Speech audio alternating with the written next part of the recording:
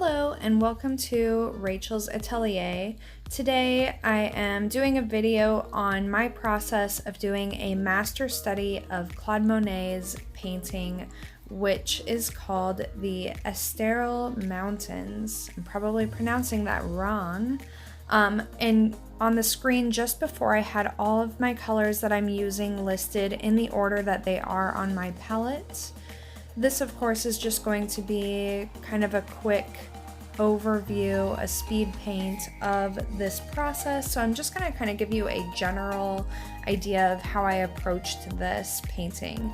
And this was actually a commission that I did for someone. They wanted me to kind of do my own version of this painting by Claude Monet. So I consider these to be master studies or master copies. And the reason to do these is really to get in touch with what the original artist might have seen, how he kind of interpreted things. I think you really get an intimate idea of the artist's process when you do a master study, and so I always look forward to doing master studies. I've done a couple Claude Monet paintings in the past and I always really enjoy it. So I probably should go ahead and pause right now and just show you what Claude Monet's original painting looked like. So hold on just one second, I'll pull that up here. So obviously this is a gorgeous and stunning painting. It's somewhat simple and yet it just has so much vibrance and life and movement. So really love that and I really want to capture that essence. So I'm starting out here just by taking a really close look at the original painting.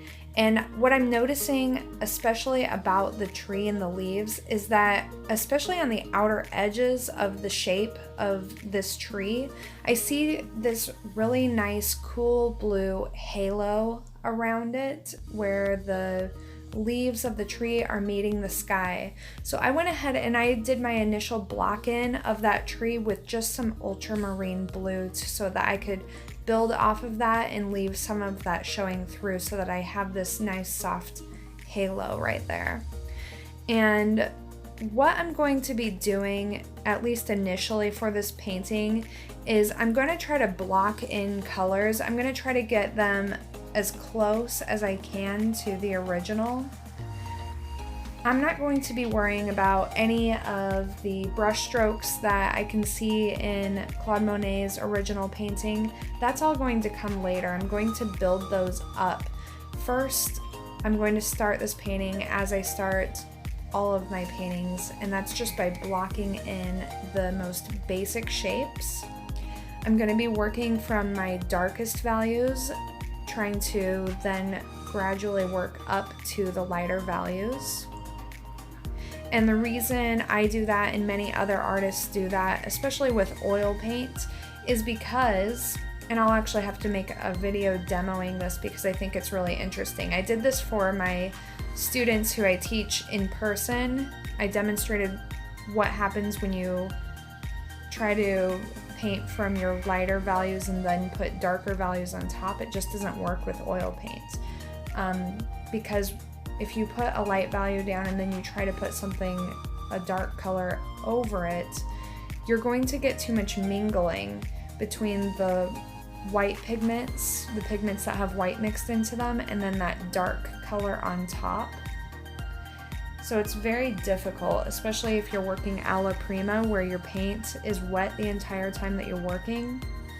Very difficult to put your darks on top of light colors. So really there's not a lot of dark in this composition at all. The darkest thing obviously is going to be the tree and parts of the foreground. Everything else is very light and airy and kind of pastel, which I think really is what makes this painting special, or it's one of the factors that makes this painting so special. And also what really kind of surprised me was the way that he painted the sky. So it's basically just a clear blue sky, and then down toward the horizon it just kind of fades to this light pastel pink. right where those mountains are, and then the light hitting the mountains creates kind of a pink light effect, and then the shadows are all in blue. And so I don't know, that's kind of interesting, and it kind of reminds me of cotton candy, I guess. So I wanted to capture that, not overdo it. I think at this stage things are a little bit too vibrant, maybe too dark, and I always do err on the side of going a little bit too dark. I can always easily correct and make it lighter, but as I've said before, it would be a lot more difficult to go the other way, to make things too light and then find that I need to make them a little bit darker. So again, here where we have this sea, I'm just trying to capture kind of the essential color. And again, I'm working a little bit darker than what I actually see in the reference, because when I start adding texture, a lot of that is going to be the lighter values, and so I really want to be able to build those off a foundation of these really rich colors so that the painting doesn't look washed out in the end, which tends to happen if you start too early with your mixes that have a lot of white in them. And for the sea, because it is so warm, it's a very warm blue, I am using more of the ultramarine blue for the water that's more distant. And then as I move up to the foreground, I'm using phthalo blue, and I'm mixing in some of my cadmium lemon yellow and probably some of my cadmium yellow as well, just to really warm up those blues as they come more to the foreground. So my tree's very blocky right now. I'm not really worried about any details. I can still roughly see where the branches are. Obviously, I don't want to completely cover those up with sky, so I'm being really careful to paint around the branches. I'll probably have to reinforce those later, and actually the entire tree right now is just a little bit too skinny. So at some point in this painting, I have to kind of add a little bit more thickness to the tree, to the trunk of the tree. And this foreground here, this little sliver of land, I thought that was pretty interesting that this whole composition includes, I mean, obviously there's the mountains in the distance, but just very, very little land. So really the emphasis of this tree, I think, is the contrast of this dark sweeping tree over this pastel mountainous landscape with this beautiful, gorgeous water. So there's not a lot going on in the foreground, and yet there is a lot of richness in the soil. So I want to make sure that I catch that, and I want to catch some of the texture in that foreground as well. But the foreground is actually going to be probably the simplest part of this painting. Also, if you can see in the sky, I did try already at this point to mimic some of the brushstrokes that I see in Monet's original painting, because I think that it's something that needed to happen early on in the painting process, just because the sky needs to be in place before I really get to work on the tree. I don't want any accidental mingling between the sky and the tree that is unintentional. So what I did with those brush strokes, as you can see over, especially on the left-hand side, closer to the horizon, there's a lot of brush strokes that are kind of just sweeping upward. And so I really tried to capture that, and that mingling between the colors that are gradiated together. The horizon, which, if you remember, as I was painting it, I mixed up a very light pale pink. You almost can't even tell that it's pink at this point. I think that's because of the mountains. The pink in the mountains is much more vibrant, and so that kind of washes out the pink in the sky. But I'll be able to kind of bring that more into play a little bit later when I correct some of the colors in the mountains.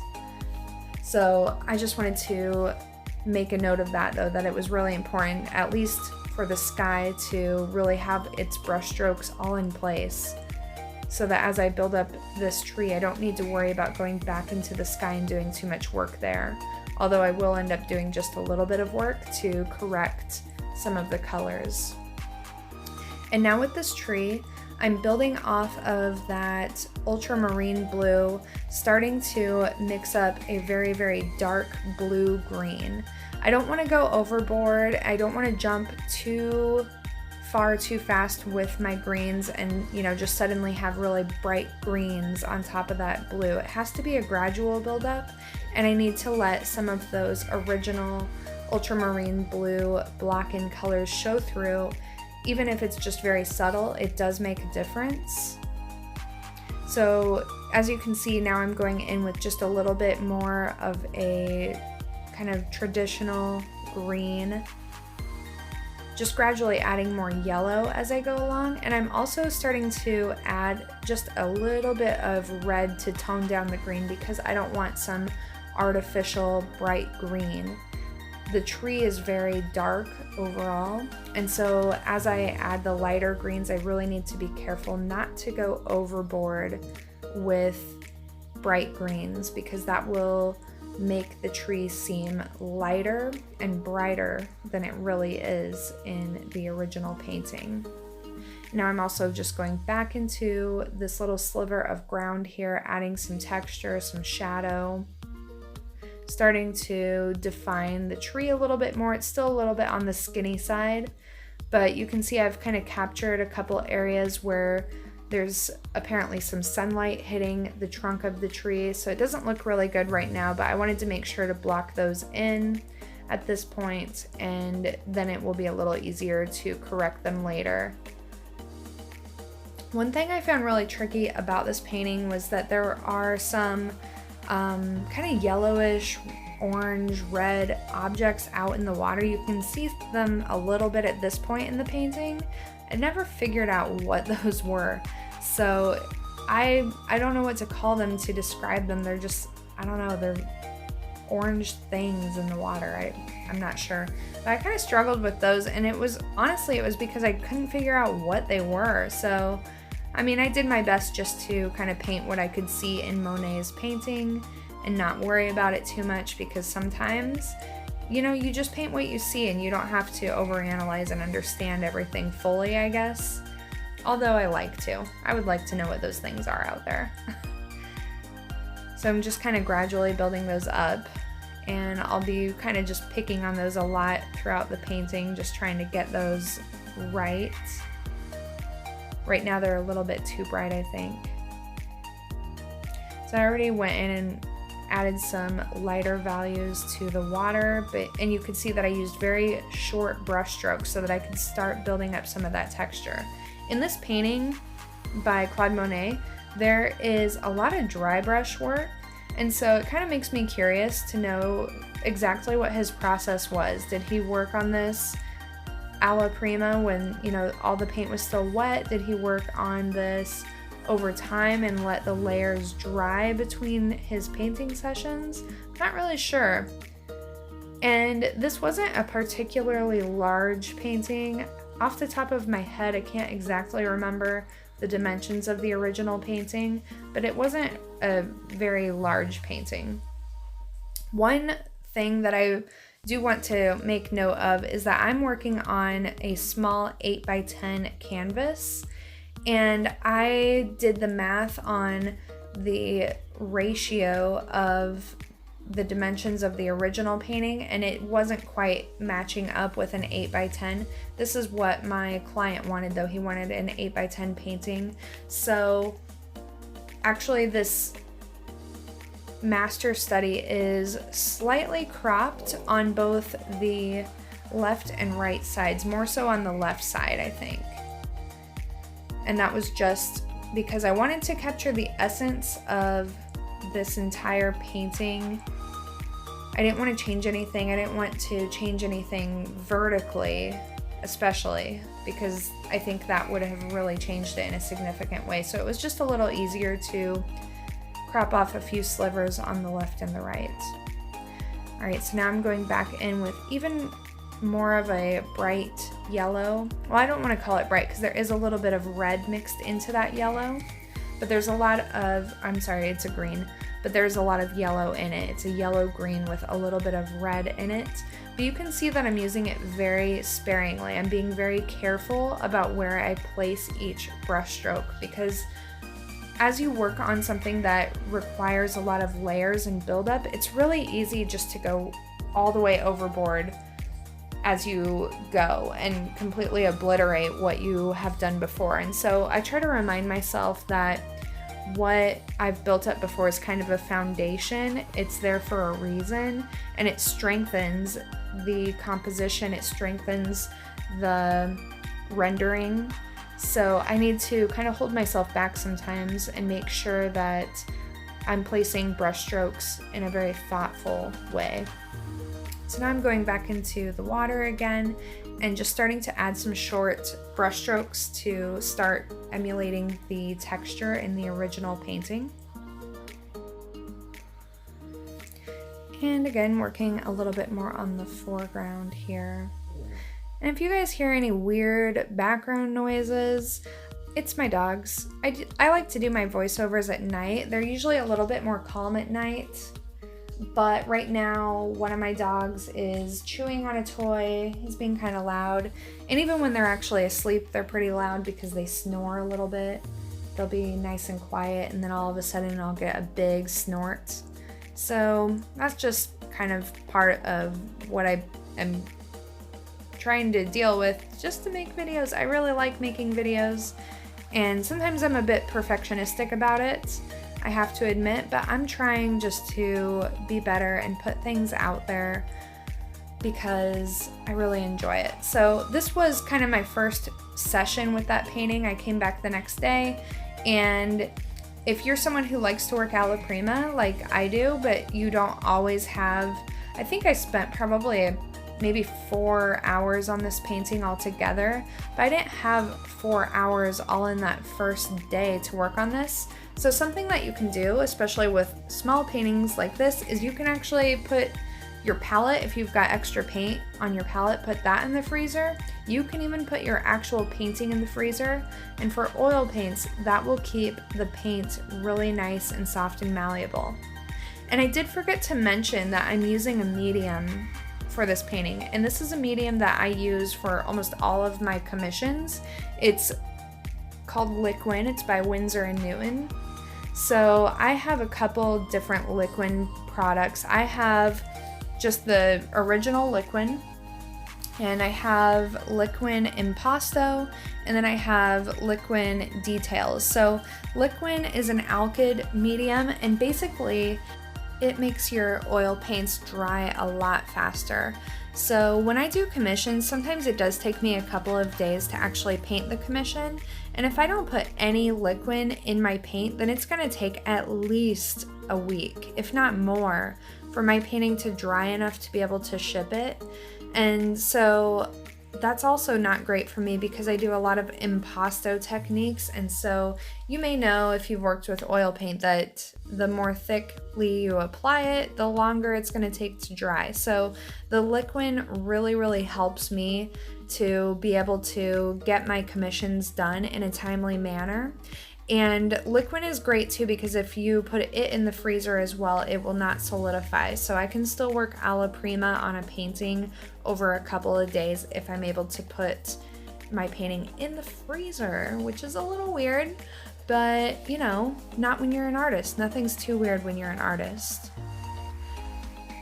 All right, so now I'm starting to work on the little bits of red in this tree, and I absolutely love this little detail in this painting because it's not extremely obvious. It's not the first thing that you notice when you look at this painting by Claude Monet, but I think it adds so much because we have that nice, warm, rich soil in the foreground, and then if it weren't for this little bit of red in the tree, everything else in this composition would be very cool in temperature.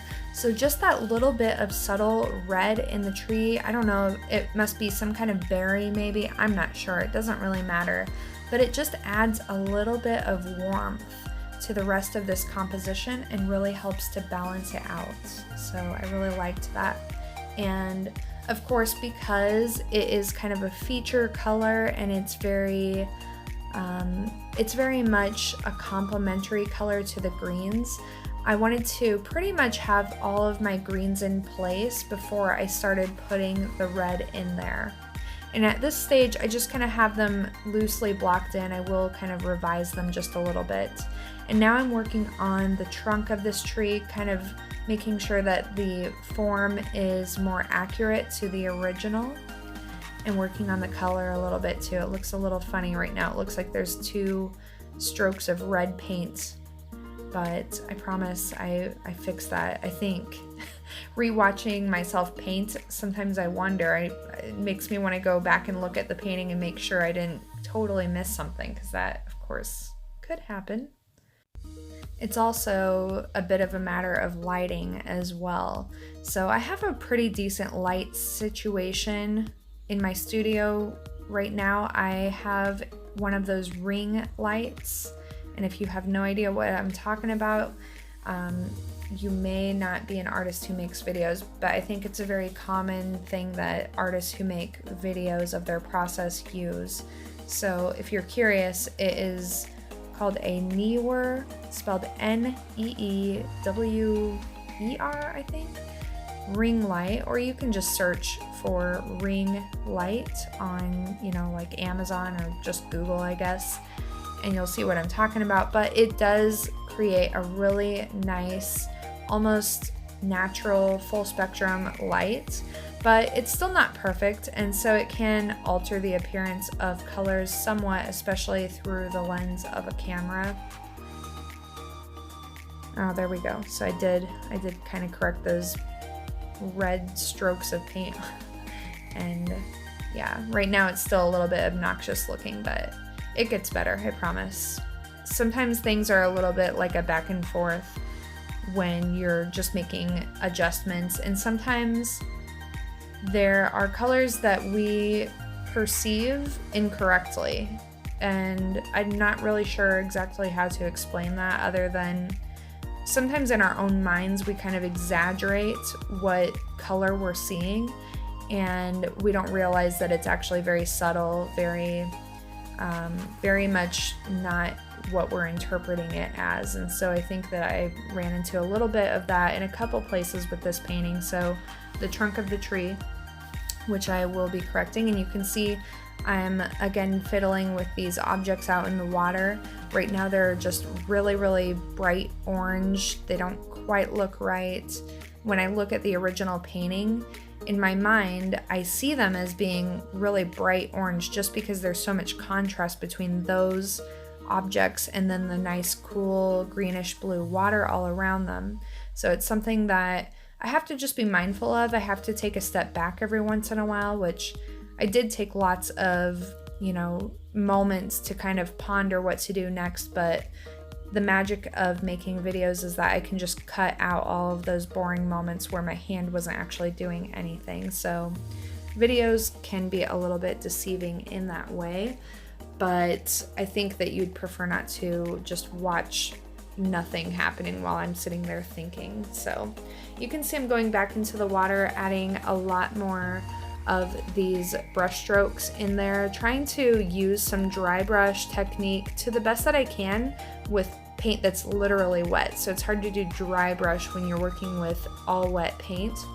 But what I do is I'm using a paintbrush that is a little bit more bristly. The bristles are a little bit more rigid, and it's a pretty small brush, and so I'm kind of smashing it into the mix of paint in a way that spreads out the bristles a little bit, so that when I apply the paint, I do get a little bit of a dry brush look without it actually being a dry brush technique. And I'm using a lot of colors that are brighter, they're more saturated, but yet they're also very light in value. And so that's what I'm building up on top of that blocked in water that I did initially. That was just a little bit too dark, but I'm allowing a lot of those darks to show through so that I have a nice texture, a nice contrast.